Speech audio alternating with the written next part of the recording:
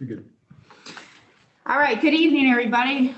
We apologize for the technical difficulties and for the late start, but as you've seen in the past, I know that Dr. Robinson-Armstrong will make up for it in a great Module 3. It's our third module of the 5 community series. My name is Elizabeth Frost. I'm the Chief's Executive Officer at the Zionsville Police Department. And we're going to continue tonight managing the influence of implicit bias. As you already know, each session will last about an hour to an hour and a half. And we want you all to know that we would love for you guys to type questions or comments on the Q&A section during the meeting, or we'll give some time after the meeting. Anytime you have a question or a comment you want to say, just please type that out. And at the end of the presentation, we will go over those comments and questions so everybody can hear them. We had a question this week about somebody talking live. So if that's something that somebody on the conversation tonight would like to do, please go into that chat room and we will have to make your mic live to do that. But if you just write in there, hey, I'd like to maybe say something, we can definitely get your mic on, and so you can state your comments. So now I would like to go ahead and get started. I would like to introduce you to Lieutenant Drake Sterling, and he's from the Zionsville Police Department. Good evening. I'm Lieutenant Drake Sterling with Zionsville Police Department. I'm a member of the administrative team here, and I have 11 years of service with the town of Zionsville. A little bit about my role and how it pertains to this conversation tonight. I am the training coordinator for the department, and that includes delivering bias-free training annually to all department members. We also require annual de-escalation training, and here next week we're actually going to host a de-escalation instructor course by one of the nation's most well-regarded training firms for law enforcement. And with that, we will actually be sending 4 of our own officers through that training who will teach back the principles to all of our officers. I'd like to add that all department members are crisis intervention team certified, which provides them with the tools to recognize and appropriately respond to those individuals going through mental health and substance abuse crisis. I'm also responsible for the implementation of all department policies and procedures. And I'm proud to say that in the past 6 months, we have examined and updated all of our department policies as they pertain to use of force situations. I'm also a member of the Use of Force Board, along with 2 other department members and 2 civilian members.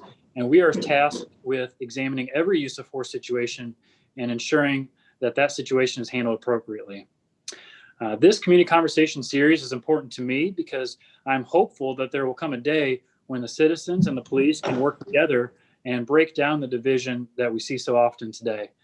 And the only way that can happen, however, is with effort from both sides. And that includes having these type of trainings and the difficult conversations that go along with. It's important that we have an open mind and we let our guard down and allow these conversations to sink in without the fear of our own feelings getting hurt. If you have any questions for me, I'll stick around through the training and I'll be available at the end. And I'll be happy to answer any questions or provide any input I can. But without further ado, I'd like to introduce you all to Dr. Abbie Robinson-Armstrong. She is a Zionsville resident, the former Vice President for Intercultural Affairs and a professor at Loyola Marymount University. She has designed and implemented internationally renowned evidence-based programs on identifying and mitigating implicit bias. She has graciously offered to lead these conversations, and we are thankful for her, and I hope you all enjoy this opportunity that we have here tonight. So thank you.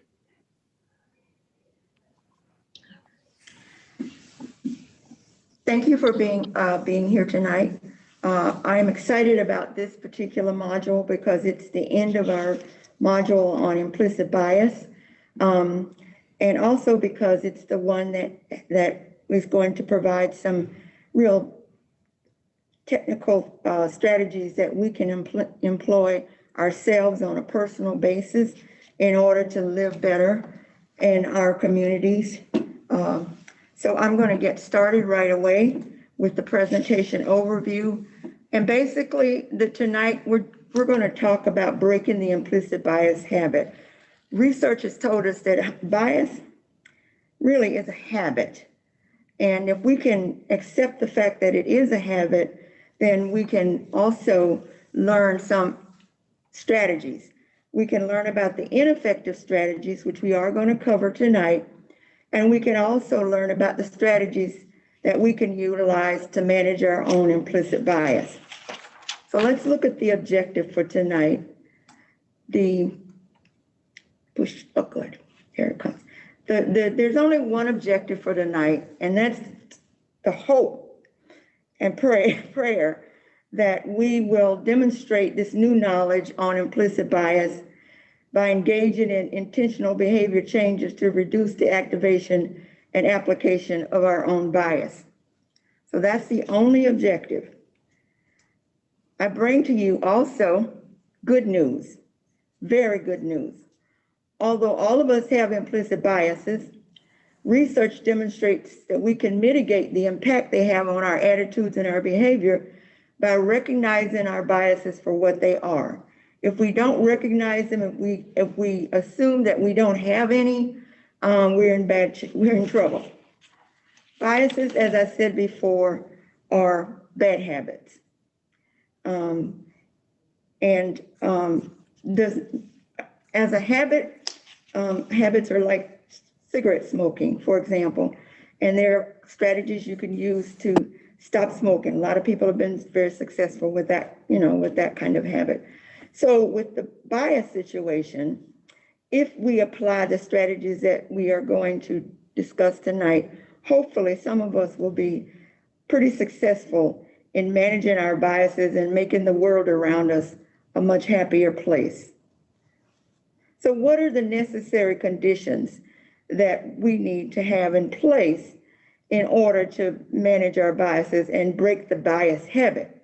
The first condition is the motivation to eliminate the habit. If you don't have the motivation to eliminate the habit, it's not going to happen. You're going to be the same person you were 3 weeks ago when we started this presentation on implicit bias. The second condition that needs to be in place is awareness of your own personal vulnerabilities to the habit and how it manifests and is perpetuated. And we've talked about how it manifests, how it's perpetuated. We covered that in the last two presentations. And we also realized from the last two presentations that we're all vulnerable to implicit bias. And in order to break this habit, we need to have in our pocket someplace strategies to address the habit. And tonight we're going to get some of those strategies.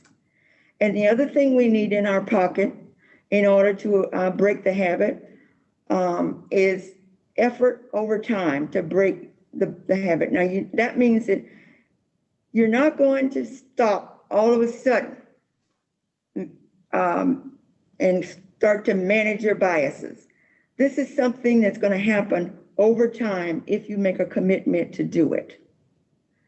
So let's get into the strategies now. The first section we want to get into, and I think I might ask them to stop after this section and maybe open it up so you can ask them questions if you have any. So this section is dedicated to ineffective strategies for breaking the implicit bias habit. Let's look at the first strategy that does not work. Color blindness. Almost all of us, will say the first thing out of our mouth is, oh, I'm colorblind. I don't see color. I don't see color. Well, the research tells us that you should see color because color is what defines an individual in a personal way. So color, colorblindness is an ineffective strategy. Get rid of that terminology out of your vocabulary. You're no longer going to be colorblind. Let's move on. Researchers define colorblindness as the attempt to ignore race or ethnicity when interacting with people of color. And basically, you don't want to do that. What you want to do, and we'll get to this even later, you want to pay close attention to individuals, regardless of whether they're people of color or not, so that you really get to know the person on an individual basis. Here's why colorblindness is an ineffective strategy for managing biases. Because it contributes to discrimination. It equates color with something negative. It invalidates a person's identity. It invalidates discriminatory experiences. For example, you can't have or discuss discriminatory experiences unless you actually can accept the fact that colorblindness is really not it's not a theory that you should be utilizing on a day-to-day basis. If you're color-oriented, then you can accept that theory that there are discriminatory experiences that some people are going to have. And then the door is open in order for you to discuss those experiences. And colorblindness narrows white Americans' understanding of the world and leads to discrimination. What do we mean by that? It means if you're focused on the fact that you're colorblind and not really on the fact that you need to get to know each individual in your space as well as you can, then something is left off. You can't discuss the discriminatory issues or practices with that person because you're colorblind and you don't see whatever's happened, and you don't accept the fact that they happened. Colorblind also hinders tracking of racial disparities. If we didn't have statistics that can track racial disparities, we wouldn't really know what's going on in our school systems. We wouldn't know what's going on with the shooting, for example, of men of color across the country. We wouldn't know what's happening with women in the sciences, because remember last week I told you that many women start out with the idea of majoring in some sort of science, and because of the conditions in science departments across this country and universities, they don't necessarily end up meeting their goal to become a scientist. So therefore, in the United States, we have a dearth of female scientists. And if we didn't have that kind of data, we wouldn't know that we had that dearth. So we wouldn't be able to do anything about it. And colorblindness is disingenuous, because when you tell me that you don't see colorblindness, what you're actually saying to me is, I don't see you. So there are types of colorblind individuals. The first one is a protectionist.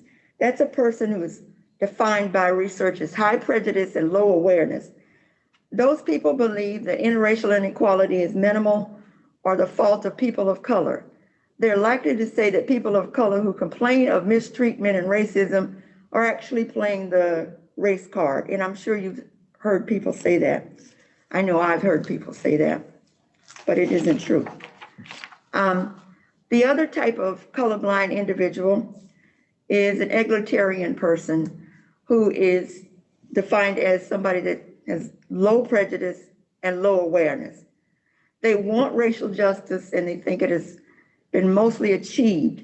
As a result, they believe discussions about racial issues are no longer necessary. You don't need to talk about it because we don't have any racial issues in this country.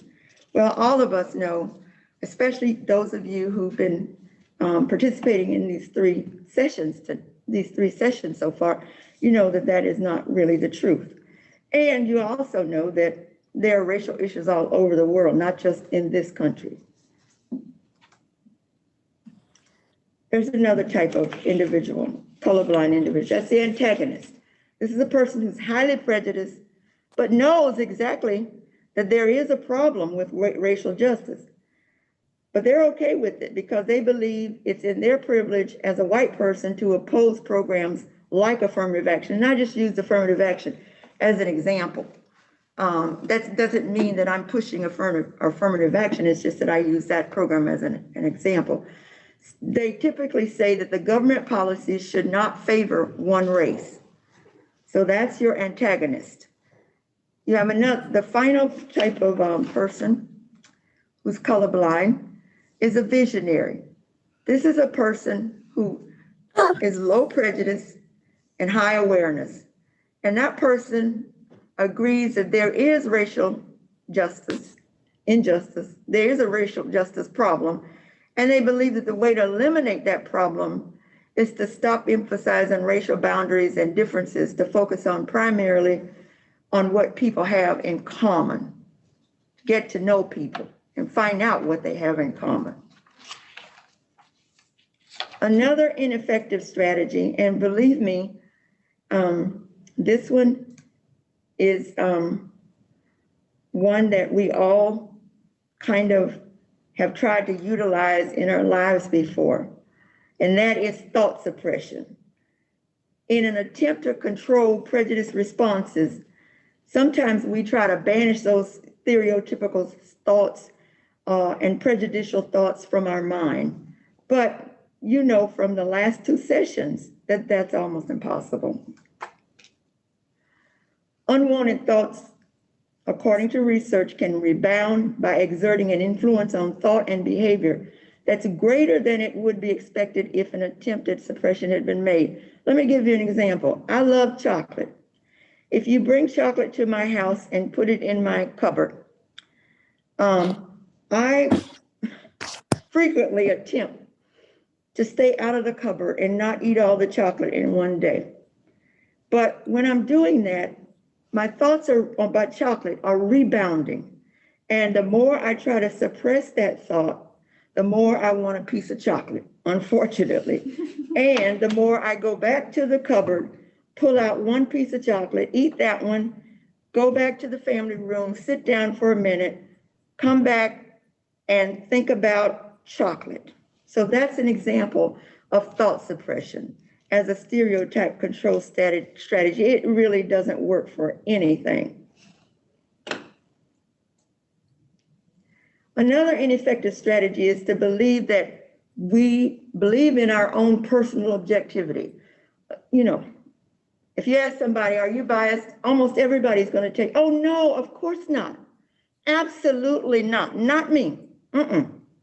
I grew up and my parents taught me to never discriminate and never do anything, you know, to treat everybody with respect and dignity and whatever. Well, so did everybody else's parent.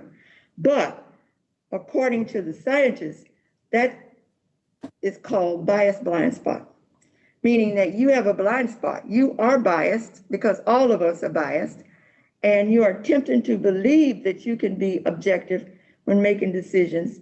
But we know from the research that that doesn't work. It's not true.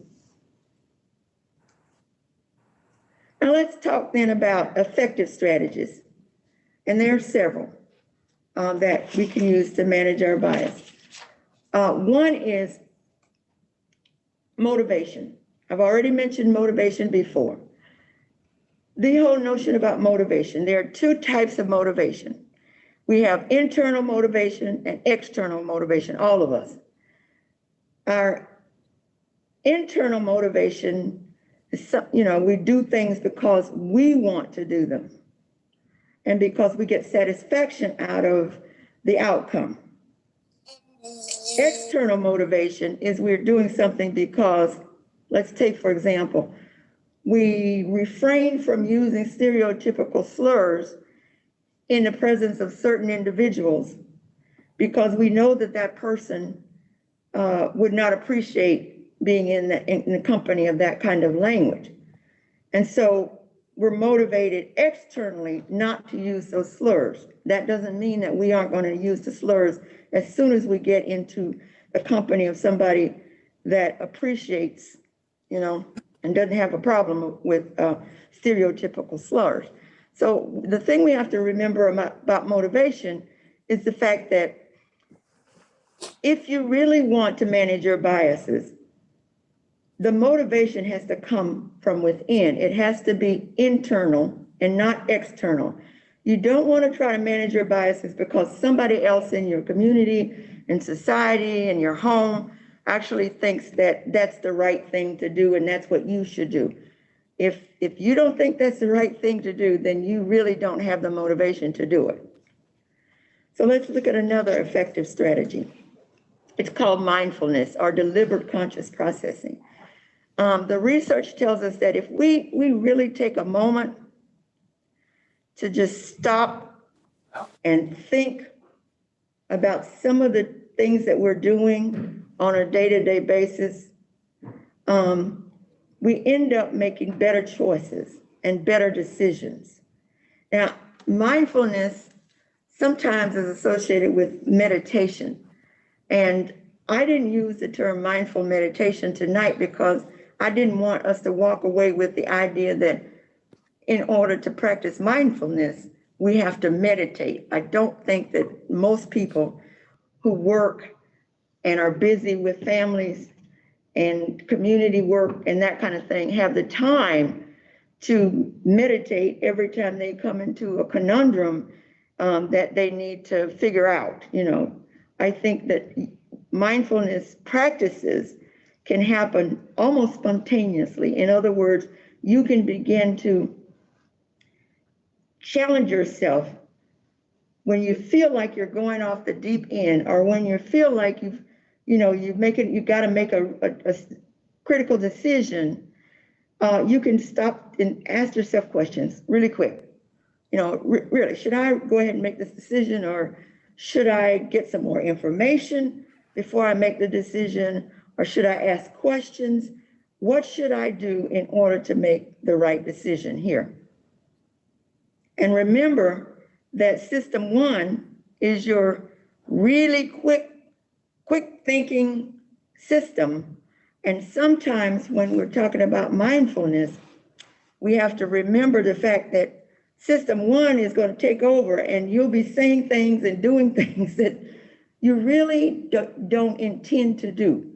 So you really have to challenge yourself to practice mindful strategies in order to make the decisions that you're going to be happy with after you've made a decision. Another effective strategy is to do what scientists call individuate information. Individuate. That means focus on the details that make a person unique and individual. And ask for more information on specific qualifications, past experiences, and anything else you can get before making a decision about a person. For example, last year, there was an incident at University of Colorado where 3 Native American students came to the campus and they joined a group of families and students who were looking at the campus and touring the campus for the purpose of trying to decide whether they were going to go to that particular institution. One of the parents a couple of the parents actually, in the tour group saw the Native Americans. Of course, they were dressed differently than the other students in the group.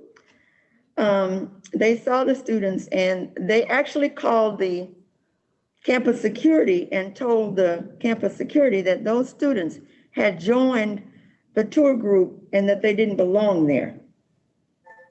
So that's what we mean by stop and ask yourself. Get all the information you can get before you make a decision about a person. I think that's a very clear description of what can happen when we make inadequate decisions about individuals.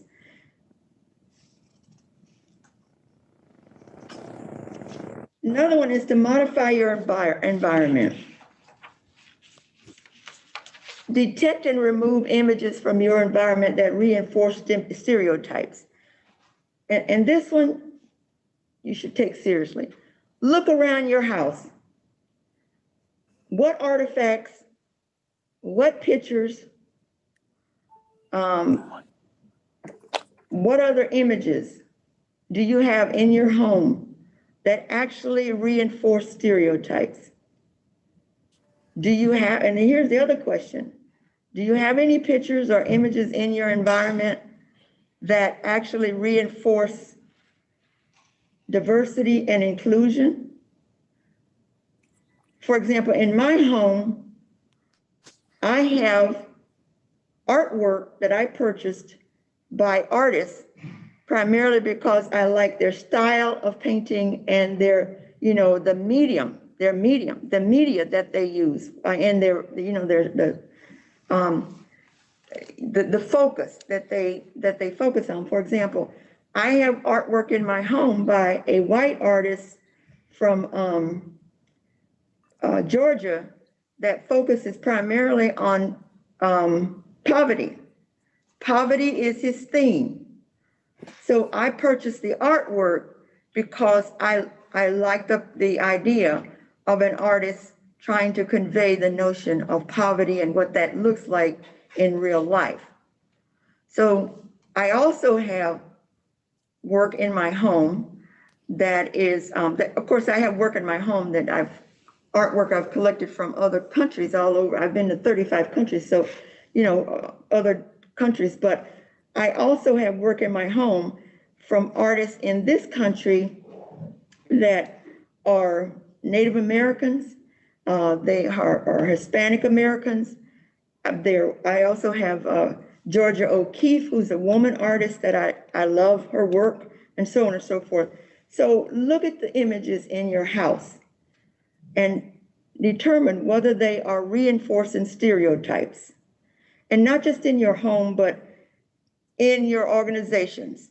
When I first came to Loyola Marymount University 20 years ago, all of the artwork around the institution was artwork that had been created by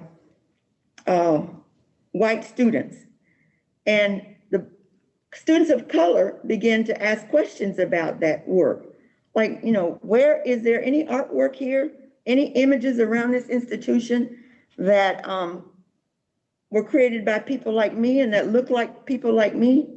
So what the institution did is to listen to those students and understand that in order for them to feel like they were at home, we had to do something about it. So what we did is we went through the institution, a committee of us did, a committee, and we removed a lot of the stereotypical stuff that was, around the institution. And not only that, but we added artwork that was created by women as well as people from other countries. So the other thing you want to do in terms of modifying your environment is evaluating the messages in your environment about who belongs and who succeeds.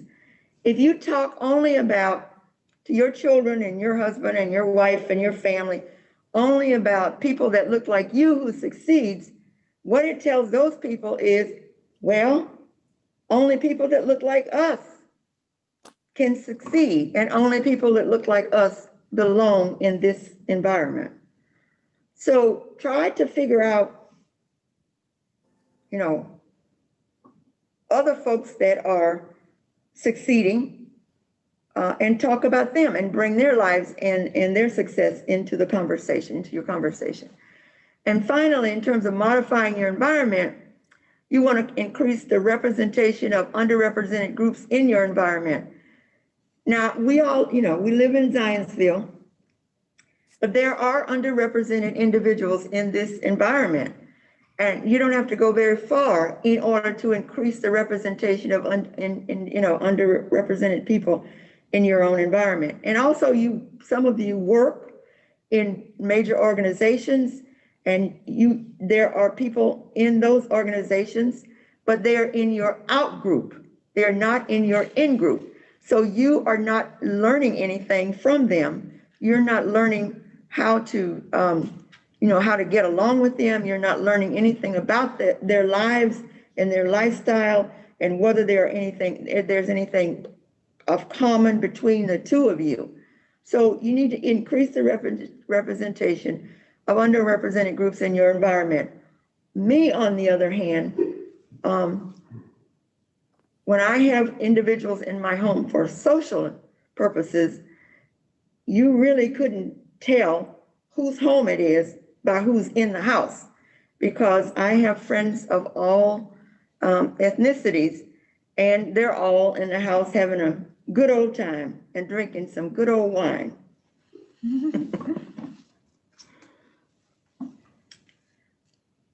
Another technique is perspective taking. Perspective taking is defined as the capacity to consider the world from another person's point of view. If your point of view, and those of you who've really done a lot of heavy duty traveling, you'll be able to relate to what I'm about to say.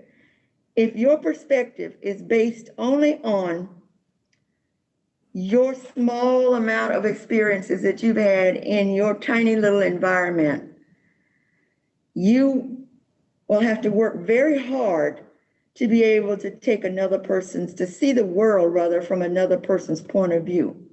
And that's really what we're challenging you to do tonight, is to try to do some perspective taking. Try to think about what another person's world looks like and what's in that world, and position yourself to consider that person's point of view or those individuals' points of views.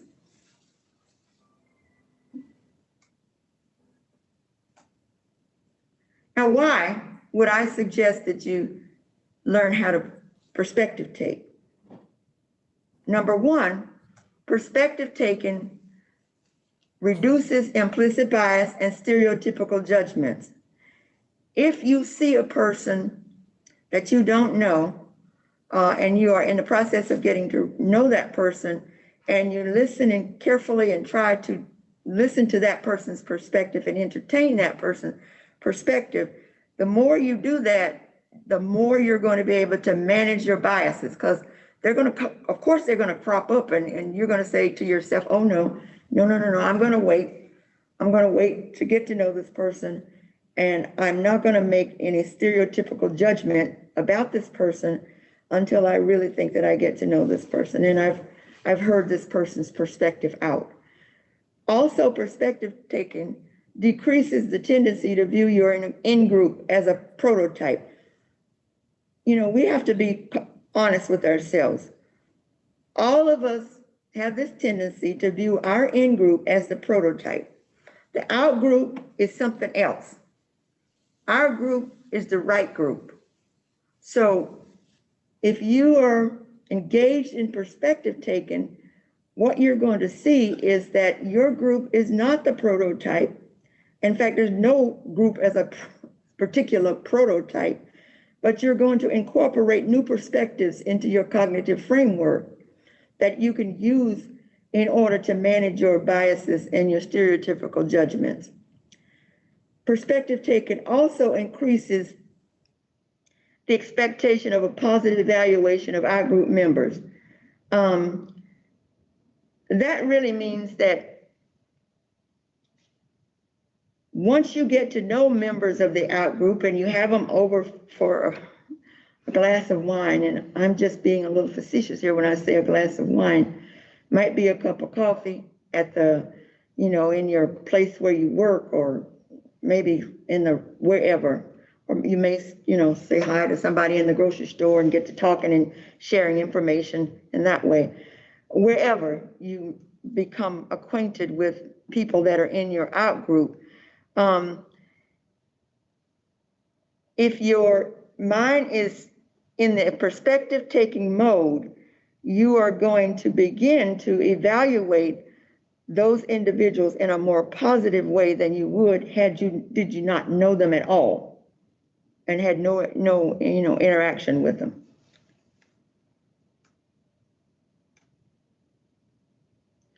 Perspective taking also generates knowledge of inequality, discrimination, and racism. Now, why is that? Because if I can talk to you about inequality, discrimination, and racism. And you can hear me, and I don't mean physically hear me, but I mean hear, intellectually hear and process what I'm saying.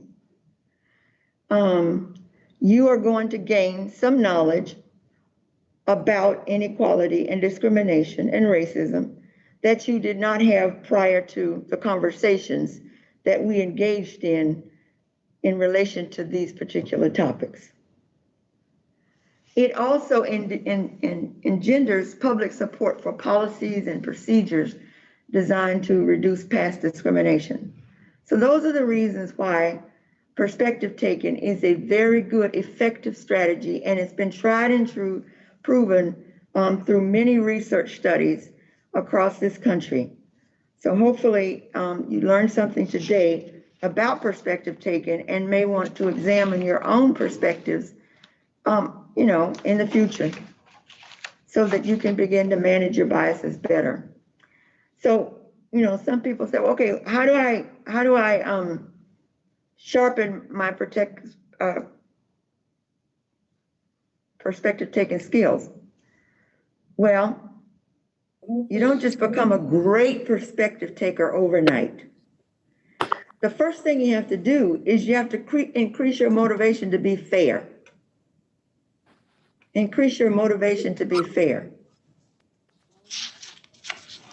The next thing you have to do is to be able to understand that there are lots and lots and lots of influences on what we perceive when we're exposed to stimuli in our environment. Paid our respects to Tracy. And then we have to be able to validate our perception-based assumptions. We have to ask ourselves, and not just ourselves, ask the people in our environment perception-checking questions about your observations and interpretations. If you don't take the time to ask questions, then you really don't take the time to learn about individuals and to add a diverse group of individuals into your in-group. Because you've got to be able to understand those individuals from a cultural point of view. And the only way you can understand them from a cultural point of view is to ask them questions. You're going to see them, of course, wherever you come in contact with them, and you're going to have some kind of interpretation about why they do certain things. Like, for example, when you travel to the South, you'll see people put, there'll be pepper sauce on the table in some restaurants. So why is that pepper sauce there? I don't see pepper sauce on the tables of restaurants in Indianapolis. Well, I haven't been to many restaurants in Indianapolis yet, but the ones I have been to, I don't see pepper sauce on the table. So my question to the Southerners is why is there pepper sauce on this table? What do you do with it? How was it developed? Who developed it? When was it developed? When do you eat it? And when don't you eat it? And what foods do you eat it with? And so on and so forth. So right there, I've learned an awful lot about the culture of certain particular people in the South, those people who like pepper sauce. Now, you told you in the beginning that I grew up in Florida, so I know what pepper sauce looks like on the table in the restaurant. The other thing we want to do is to sharpen our perspective taking skills, is to improve the accuracy. And that is to remember that perceptions, especially your first impressions, are not always accurate. You want to question yourself about your first impressions. You see a woman with a headscarf on. Now, in the Kroger store, that your first impression, I don't know what it is, but it could be inaccurate about that individual. So remember that perceptions, especially first impressions, are not always accurate, and challenge yourself to think deeper when you find yourself focusing only on and being satisfied with the first impressions you have of people in your environment. Another strategy that really works is what I've been talking about all along. I just didn't name it. It's called intergroup contact. And this theory was developed in 1954 by a man by the name of Gordon Allport. And he called it the nature of prejudice. What he proposes is that when you have contact with people that are outside of your, they're outside of your in-group, you learn a lot. And your world expands, your perceptions expand, and so on and so forth. However, there is some criteria that in-group contact has to be in place in order for in-group contact to be successful. Number one, it has to be equal status. In other words, when you meet me and I meet you, we have to meet on equal grounds. We can't meet, it won't work if I'm the senior or I'm the perceived as the better person or the person with all the knowledge and you don't have any knowledge and so on and so forth. We have to meet on equal grounds.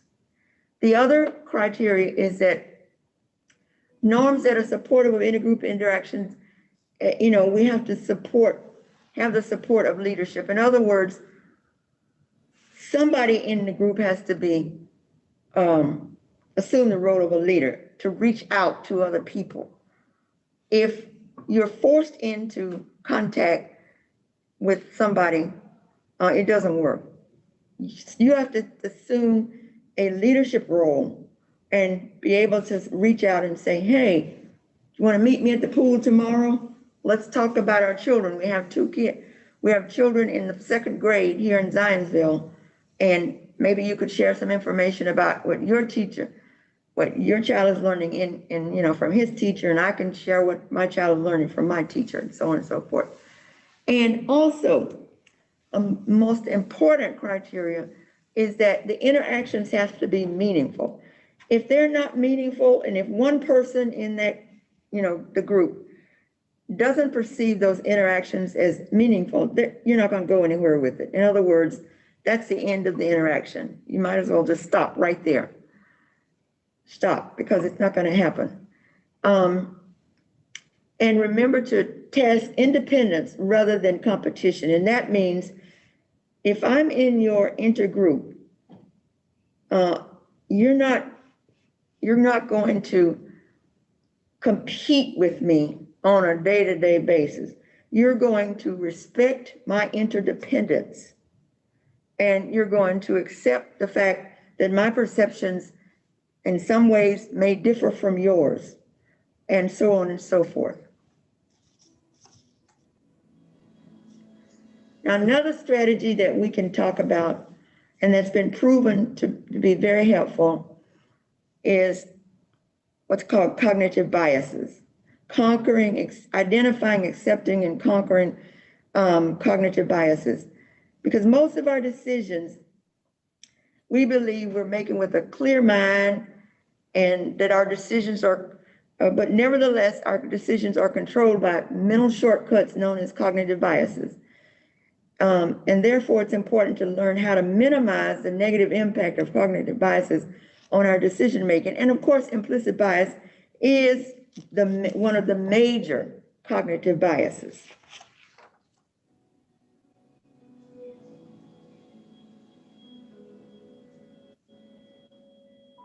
We need to stop. Okay. So going on to identifying, accepting, and conquering cognitive biases. Cognitive biases are basically errors in thinking that are found throughout human interactions. They can cause us to assume the best in ourselves and the worst in everybody else. I'm the king of handwriting, and your handwriting is terrible. They can cause us to retain information that reinforces our existing beliefs and discount or ignore new information we think that doesn't, we don't have. And finally, cognitive biases can cause us to judge ourselves by our intent, and we judge others only by their action because we don't take the time to explore with them their intent. We judge their actions only, and we move on. Let's look at some examples of cognitive biases. Anchoring bias.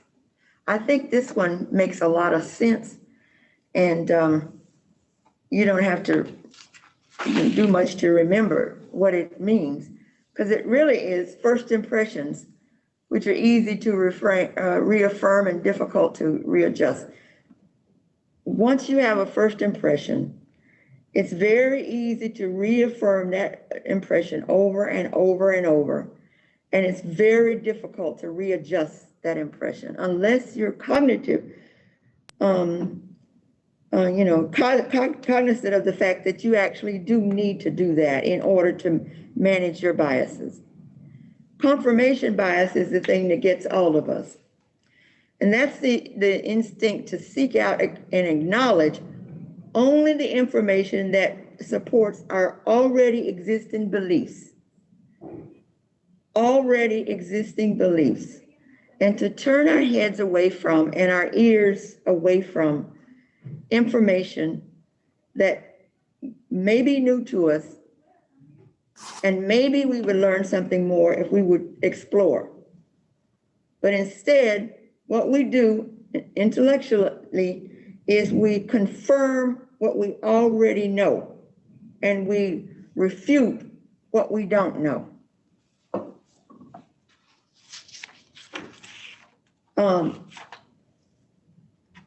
Another example of cognitive biases is fundamental attribution error.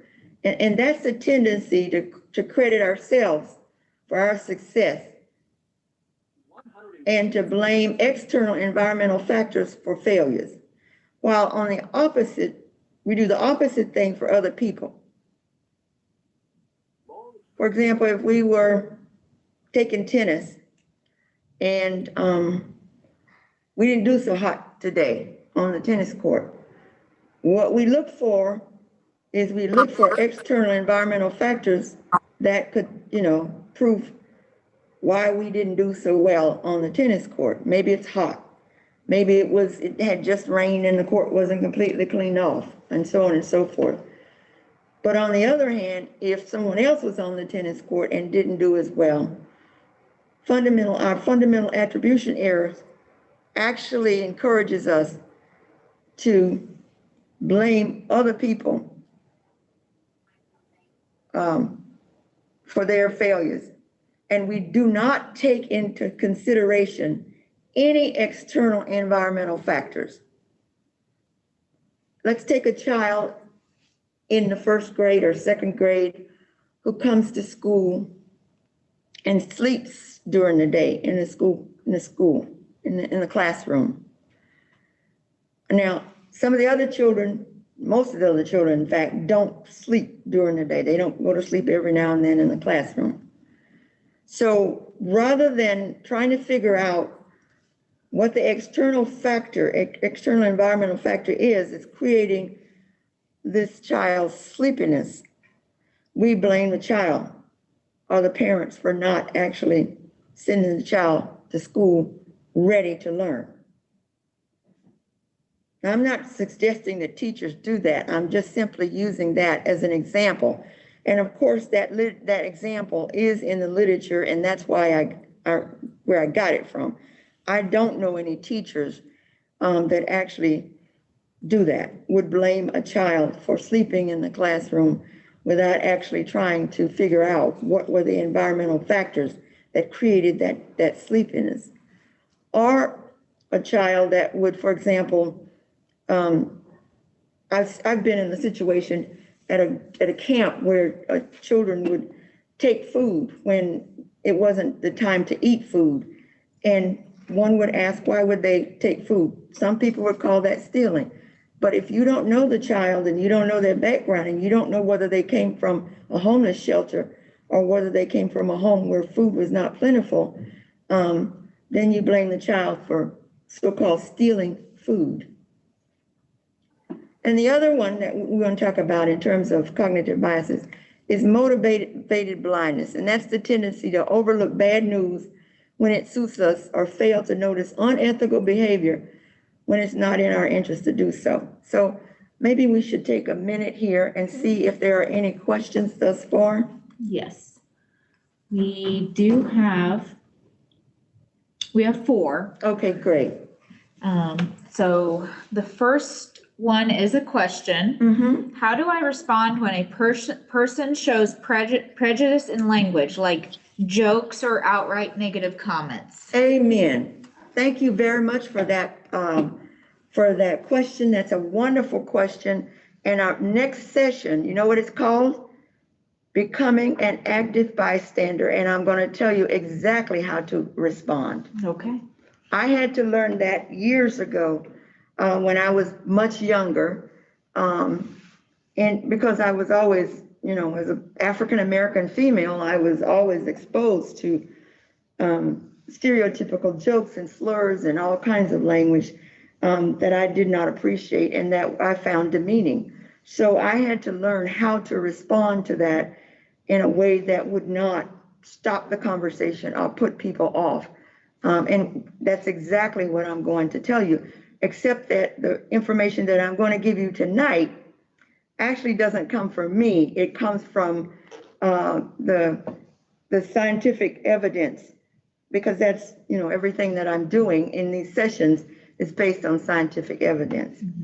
Okay, so what's the next question? The next one is a comment, and it says, rather than define a person, doesn't color simply describe a person?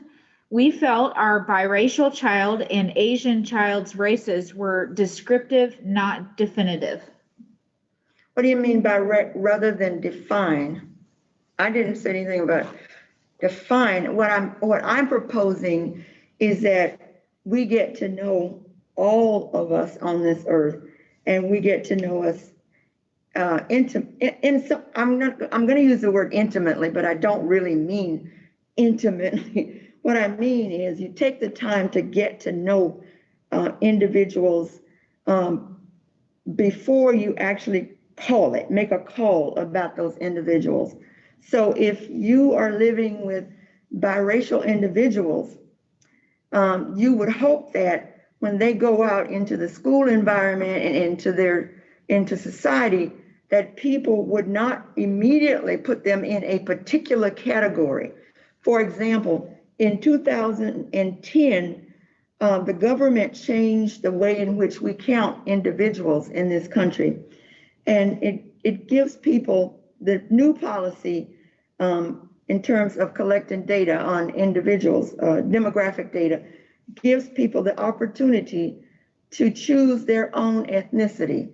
Now, when that policy came about in 2010, universities across the country began to expand the terms that they used in order to collect data on individuals. For example, I'll just give you a few examples. People who have black skin, you know, dark skin, brown skin like mine, we in this country can fall into several categories. We can be African, we can be African American, we can be Jamaican, we can be Trinidadian, we can be British, we can be German, we can be French, and so on and so forth. So what that gives you the opportunity to do is to really get to know that person. And in terms of biracial children, people sometimes tend to do what the scientists call assign ethnicity to those individuals based on what their perception of what, you know, the characteristics that person, the physical characteristics of that individual.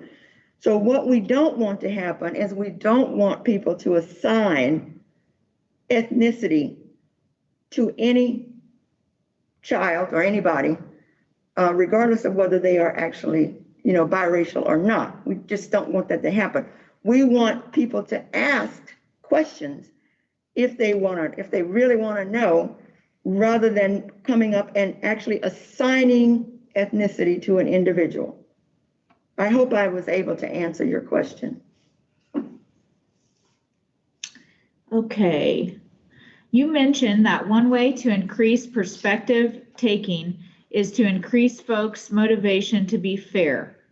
I work with a team of people who have varying interests in noticing or managing implicit bias. How can I motivate my teamwork towards fairness? Can you talk about approaches that a manager or team member can take to motivate or encourage a group of people to develop this interest in perspective taking? Yes, all of these effective strategies that I am proposing tonight, they don't happen overnight. That's the first thing I want to say. So one of the strategies that I have found to be very, very effective is to bring topics to your team. We call them in social science, we call them 10 minutes, the 10-minute talk. So it's almost impossible to change people's attitude overnight. It's simply not going to happen. So what you need to do is you need to do two things. First, in your group, maybe more than one person in that group that is, already motivated to support fairness and to support managing, implicit biases, and to support diversity and to support inclusion. Find out who those people are. Those people are leaders, and they can help you to push the agenda forward. Now, what you want to do is you want to, give them the opportunity at some point to take a leadership role along the way, to bring information, to bring scenarios, to bring ideas, to bring topics that, the team could take just 6 minutes to talk about. So the more you bring that kind of stuff to them, the more what's going to happen is you got people that are on, you got the fence, and you got people on this side of the fence, and you got some people that I've already mentioned that are on the side of the fence with you, but you also have some people on the fence itself. And what's going to happen, and the more you talk about and bring about scenarios that's fitting for your particular organization, and talk about them from a, inclusive perspective, that's going to create fence jumpers. In other words, some of those people are going to jump off the fence and jump over into the pile of individuals who are more motivated by fairness and inclusion and diversity and equity. And that group is going to grow and become larger and larger and larger, so that when it becomes so large, what's going to happen is those people that are there just to, I guess, make trouble for the organization or the people in the organization, they are not going to be as prominent. Now, they're never going to go away, but they're not going to be as prominent. And that gives you and the other leaders that you've identified the opportunity to move that organization in the direction that you want to move it in, the right direction that the organization should be going in. Okay, so on the question, or excuse me, the comment about define a person, doesn't color simply describe a person? They were talking about color blindness, and they said, you said color does define a person, but perhaps that was not the word you actually wanted. He said, I said that color defines a person. Color does define a person, is what they said. Well, no, well, color does, of course, the color of my skin is brown, but there is a lot more to me than this brown skin. So yes, the color of my skin is only one small aspect of who I am.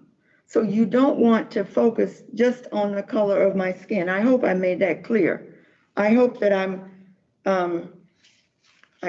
not trying to encourage anybody to think that color is the one criterion that you can use to define individuals. It's not.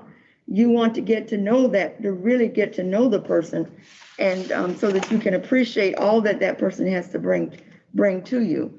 So, for example, in terms of defining somebody like me, for example,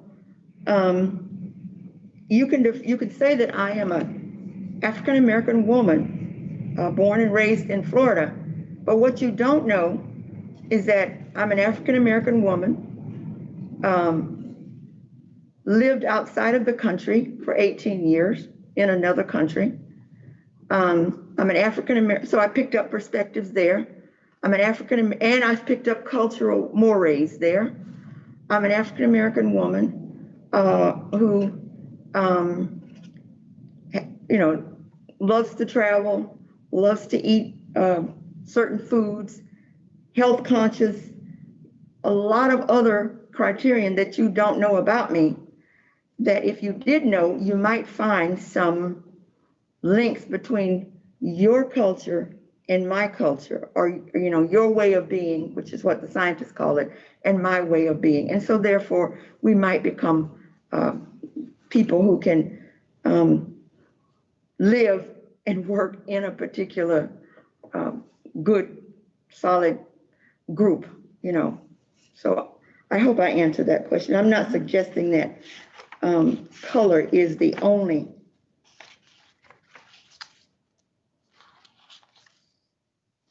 I'll give you another example here of color.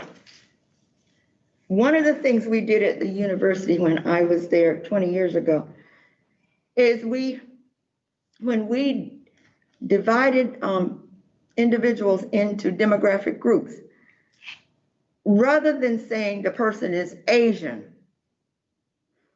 we've changed the screen on the computer where we collect demographic data. And so not just we did it, I'm telling you, lots of institutions did it all over the country. So that we're not collecting data on Asians. We're collecting data on all of the Asian groups. We're collecting data on Chinese, Japanese, and so on and so forth. And that then tells me, when I meet a person and you introduce them as an Asian, I don't know what anything about his culture. But if you tell me that he's a Japanese American, I may know a little bit. And there may be a way in. In other words, there may be a way for me to enter his world or her world by asking specific questions about something that I need to know about Japanese American culture. Mm-hmm. And okay. Somebody else stated that you did correct your misstatement after that. So. Okay, great. This is a great conversation, and I'm enjoying it, as you can see. Yes. And that's all we have for right now. So. Okay, so then we can move on to another effective strategy. Get it going here. There we go. Okay, another effective strategy is to become an active bystander. A lot of this bias and stereotypical slurs and jokes and stuff would stop if some of us would stand up, speak, and act when we are confronted with it. Some people, like myself, find it offensive. And unlike me, because I do speak up, I learned, as I told you years ago, to speak up. Some people will just ignore it and keep going. And what that does for the individual that's perpetuating that kind of language is it just simply codifies what they're doing, and it tells them that it's okay to do it. And especially if you laugh at their jokes. So we want to talk about, how do you become an active bystander? Well, the first thing you need to do is to learn how to challenge bias. You need to identify it when you hear it, when you see it. And then the other big decision you got to make is, now, do I address this situation or don't I address this situation? And in many instances, as I said before, people do decide not to address the situation. And they just let it go on. So what do you want to do? What do you have to do to become this active bystander? First thing you have to do is to take action.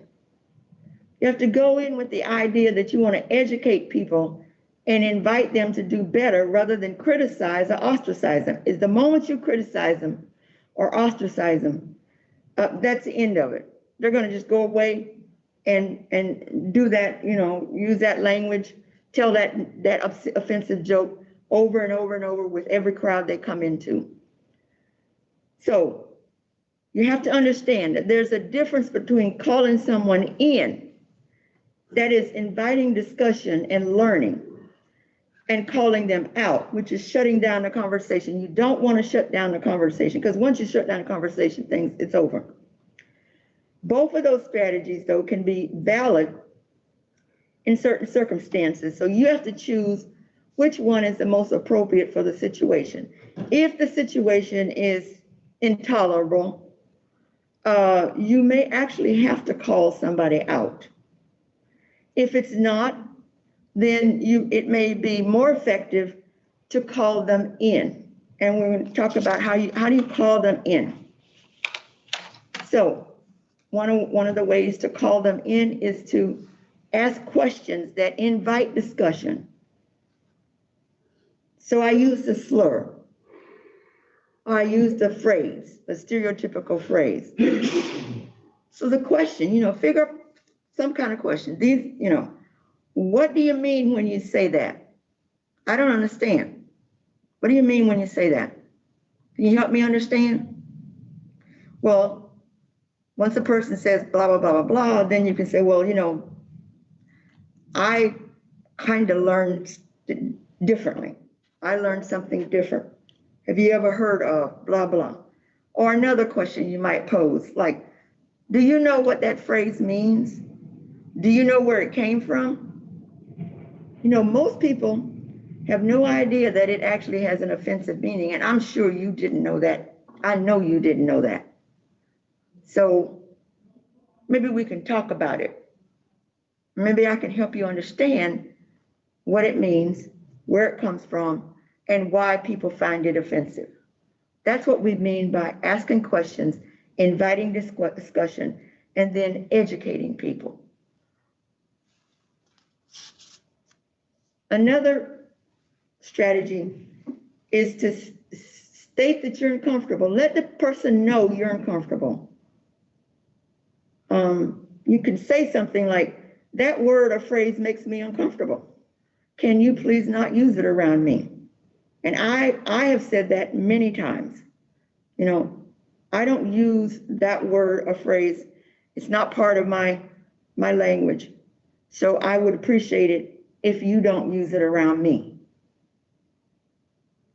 You want to be direct, use direct communication. You want to speak honestly and from your heart, using I statements. Don't use you, I statements, to communicate how you are feeling.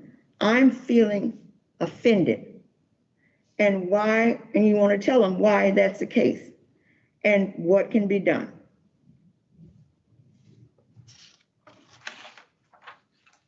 And you want to, as I said before, you don't want to close the discussion down. Now, they may close the discussion down once you challenge them in the right way. They may close the discussion down, that's okay too.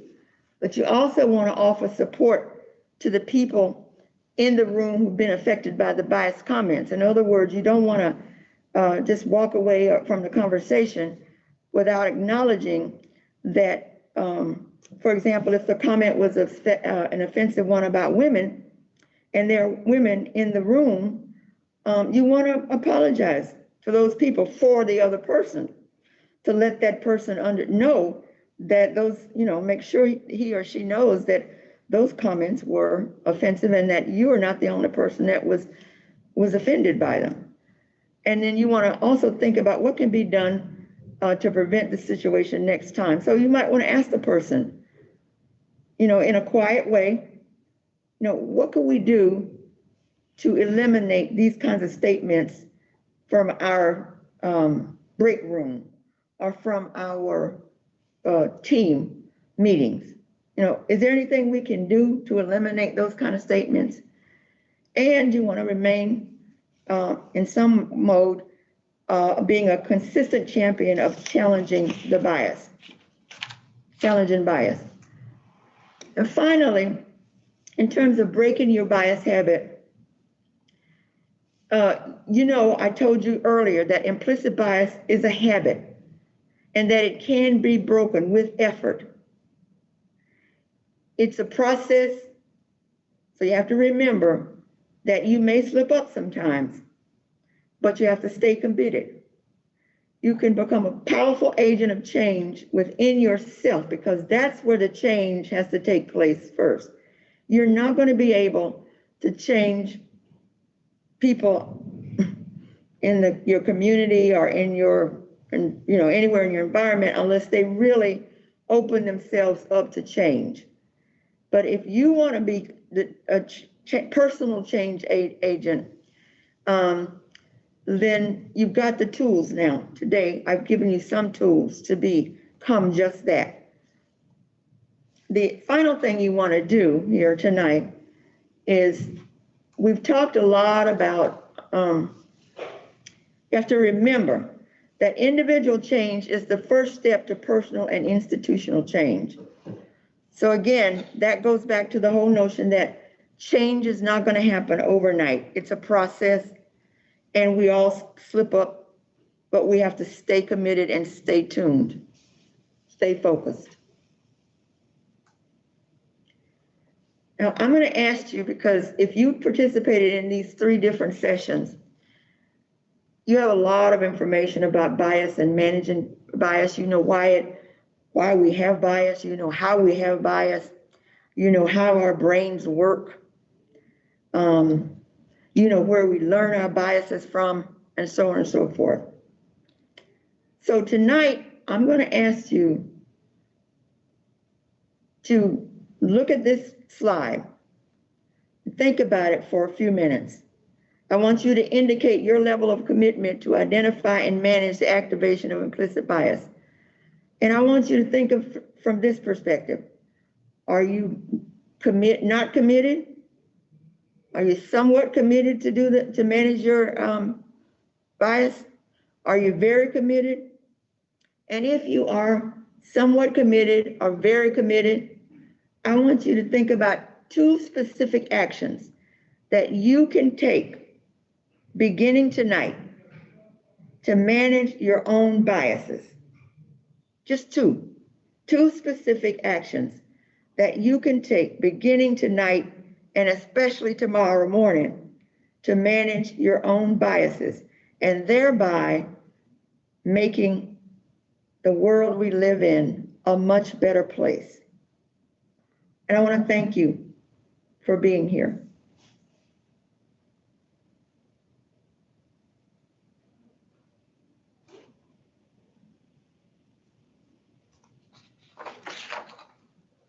Are there any other questions? Yes.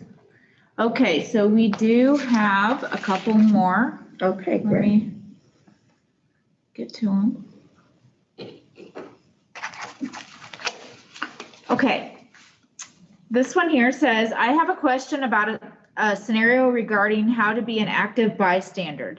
My best friend, who is Black, was visiting from out of town last week, and we went walking in downtown Zionsville. Oh, Lord. She heard the people behind us, who were white, complain about being the only white people in the store. What would an appropriate response have been to these strangers to be a good ally? Well, now this is a difficult one, because if you hear the people behind you and you're not engaged in conversation with them, it's kind of difficult to stop and go back and interject yourself into their conversation. Unfortunately, that's what makes it difficult. If they had been talking to her or you in a direct way, then of course you can address the bias immediately.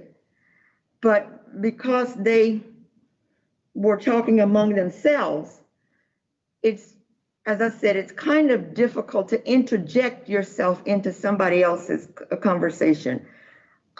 In that case, I would sort of stay away from it, because you don't know. I don't know. I just wouldn't, and I wouldn't make a practice of injecting myself into other people's conversations.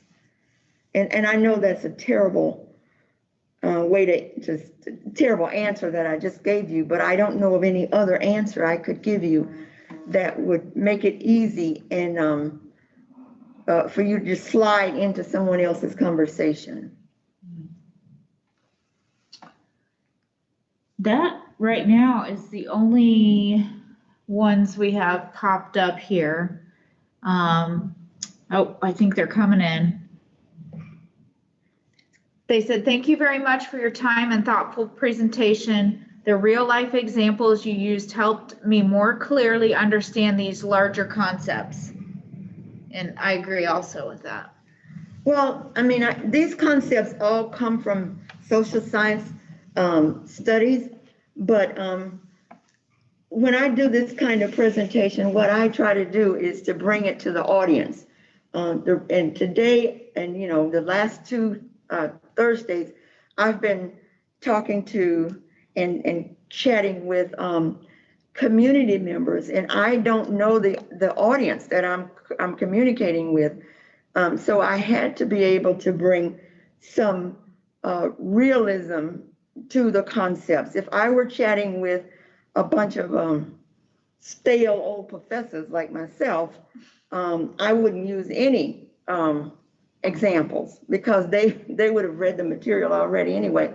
So it just helps me when I do this kind of thing to bring information to the audience that I'm working with. That's why I try to get to know the audience, and I tried to get to know people based on your comments from the last two sessions. In fact, I was driving the people crazy at the town hall here, asking them, did you get any comments that can help me to get to know, to be able to do a better job? So I really am thankful for the fact that you got something out of it. And I hope that I did do a halfway decent job for those people that took all this time to spend with me on these 3 sessions. And somebody said, this was a wonderful presentation. I wish that everyone were given this information. Well, it's available. I live in Zionsville, and I can share this kind of information with lots of people here in my city. This is my town.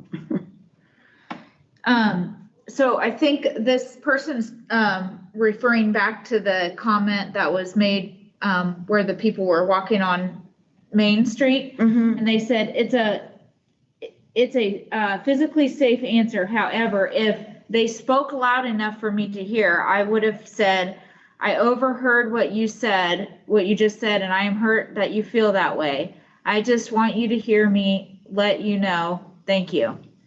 Well, if you feel comfortable doing that, then of course that would be a very diplomatic way to respond.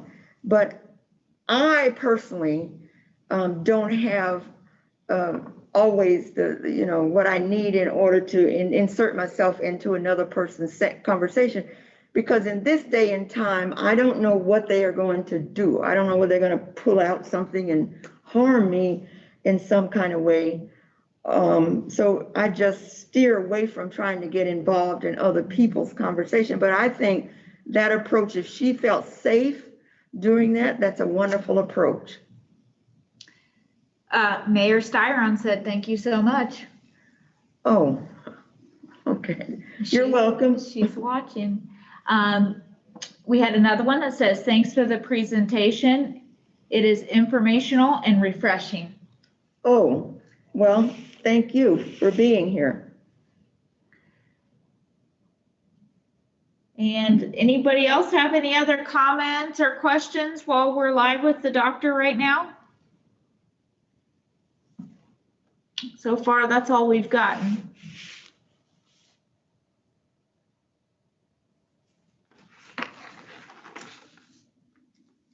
Well, next week, we're going to try to define the term systemic racism.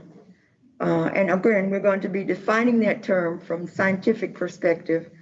And I'm going to be giving examples of what that really means. So I hope to see you. Well, I won't see you, but I hope to communicate with you next week. I'm looking forward to it. Thank you very much for your presence tonight. Yes. And one more comment came in. It said, this is continued good education. Will you be speaking more about the actions to take to change policy? I can talk about actions because that was my job at the university for 19 years. I was in charge of creating policy and procedures throughout the organization in order to make sure that all of our students were able to succeed.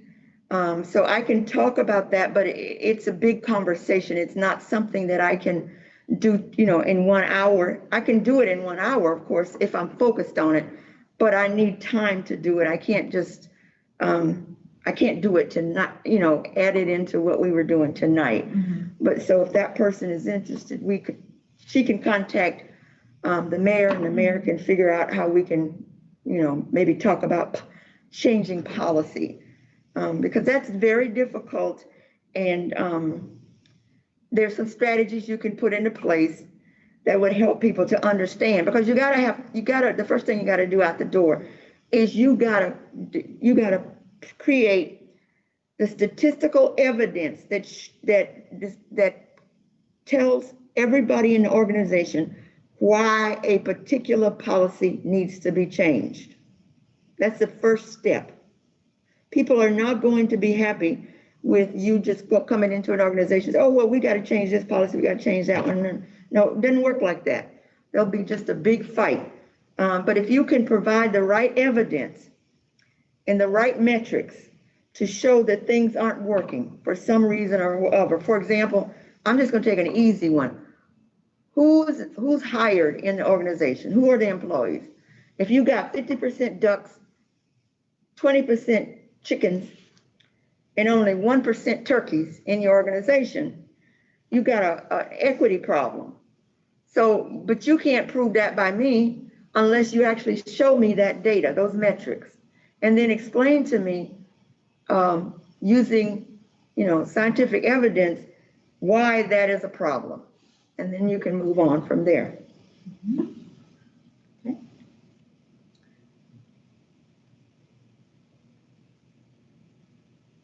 They said we need to have those conversations. And, well, I think I already read that one. Okay, and I think that's all. Oh. Well, you guys, thank you so much for visiting with us this evening. And thank you, Dr. Robinson-Armstrong, for learning. And it's always a good evening to sit with you and listen to you and teach us and everything. We really appreciate everything you're doing for our community. So, well, I'm learning as long as, I'm a lifelong learner, and I'm learning as I create these presentations, I'm learning more and more and more about the subjects. So that gives me an opportunity to pretend to be a researcher that the researcher that I was for almost 40 years. Well, we appreciate you. Thank you. And we will see you guys all in 1 week.